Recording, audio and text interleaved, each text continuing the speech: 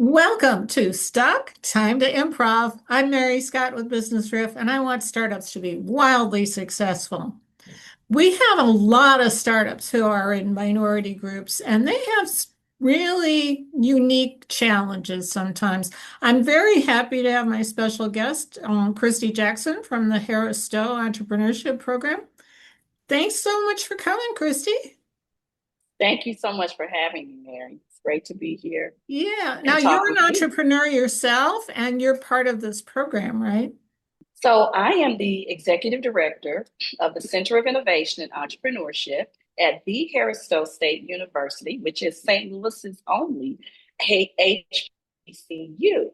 And you speak of one of the entrepreneurship programs that we offer, which is one of 12 here at our center. We understand that there are unique needs that African American business owners have. I have experienced that personally in building my coaching and consulting firm. My husband and I were one of the first Black couples to open a co-working space here in St. Louis called the DK Annex. And so through that experience in supporting business owners while we were building our own business, we learned about some of the funding gaps that exist, the knowledge gaps that exist about how to build a successful business, and really the mentorship and sponsorship gaps that exist, not knowing people, in our community that were more extremely successful than us to be able to look to them to learn from some of their mistakes and the lessons that they learned. And so we wanted to create a space and provide those resources for St. Louis entrepreneurs through our Center of Innovation and Entrepreneurship. Right. So, what are some of the fundamental challenges that particularly African Americans face these days? Just access to capital, right? Being capital ready, making sure that you have your business plans clearly articulated, making sure that you have your financial statements accessible and updated, even having, just the right business support, having an accountant, having a bookkeeper, being able to build that trust with those business support service providers is really important. So, I would say that there is a knowledge gap in how to build a successful business. mhm. Oftentimes we just jump in with both feet because we're providing a service or creating a product that we as an entrepreneur are personally passionate about or really like to make, but haven't really done the research to see if the market is interested in buying that product or that service. And Validating the because idea. of it's so important. Going off of encouragement from your friends and family to say, you should be doing this business, you need to be doing this business, but they're not purchasing your products or they're not investing in your business.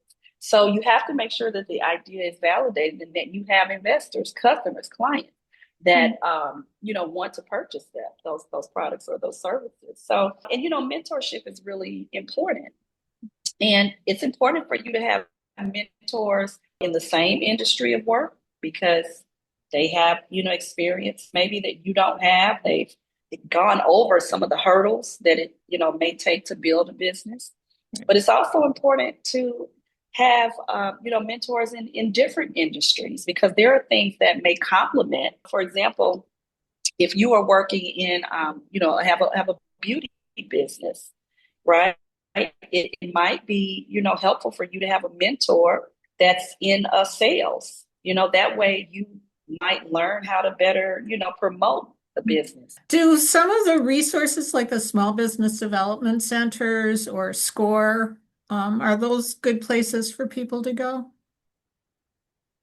I think that they are good places for people to go, dependent upon the stage of their business. I was a SCORE mentor. And we're talking about challenges that African American business owners may face, and why the Center of Innovation is so important, and other organizations, partners like ours that are intentional about how we build programming to serve Black and Brown business owners, SCORE can be intimidating to early stage startups. A lot of the SCORE mentors have, lots of experience. They have, many of them are retired in their particular fields. Many of them are white men. And so and not that there isn't value in, again, I mentioned that having diverse mentorship. In the early stages of your business, there is a level of comfort in seeing an entrepreneur that looks like you, that understands you culturally, that can align with some of the experiences that you have had. Because again, we're entrepreneurs, but we're people first. And so, people connect with people. Those are sometimes resources that are overlooked by early stagers, because at first glance, when you look at mentors that you might see on SCORE, you might not see you represented. And, I have, as I said, I have been a SCORE mentor. And sometimes in true transparency, some of the mentors are frustrated by, having to mentor such early stage business owners. There's this expectation that there should be a particular level of growth and knowledge and all of that.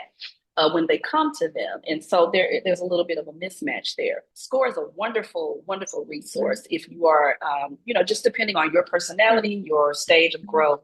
But check it out, because there are lots of informational workshops that they offer as well. But your innovation center has programs designed for those very early stage folks that are encouraging, but reality-based, right? Absolutely. We offer Next Level, which is our business incubator. It's 24 weeks. We know that building trust is important. Building community is important. Many entrepreneurs that come to us are solopreneurs. And so they don't have a professional entrepreneurial community, really, that are their peers. And so it's important to provide that, as well as the business knowledge that they need. We don't just focus on business acumen, business skills, but we provide business coaches as well. And we have a performance coach that, focuses on how resilient you are, developing, you into a resilient entrepreneur, challenging you on levels of discipline. And then we have business coaches. They come to their sessions and they hear from seasoned entrepreneurs, partners. They're learning their business skills, but the business coaches meet with them one-on-one to apply that information specifically to their business.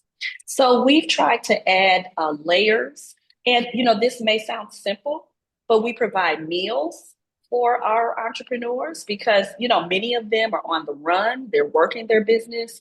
They may be working another job. And by the time they come to us in the evening, they're hungry. And so you have to think holistically. Again, entrepreneurs are people first. Yeah. And so we try to, make sure that, we're serving and supporting our entrepreneurs in that way. So this has been very, very good and informative. We'll put links in the comments to the Harris-Stowe Innovation Center and Entrepreneurial Center. And thank you so much, Kristy Jackson, for coming today. And I'm Mary Scott with BusinessRiff. I want startups to be wildly successful. And one of the best things you can do to accomplish that is book a call with me at businessriff.com.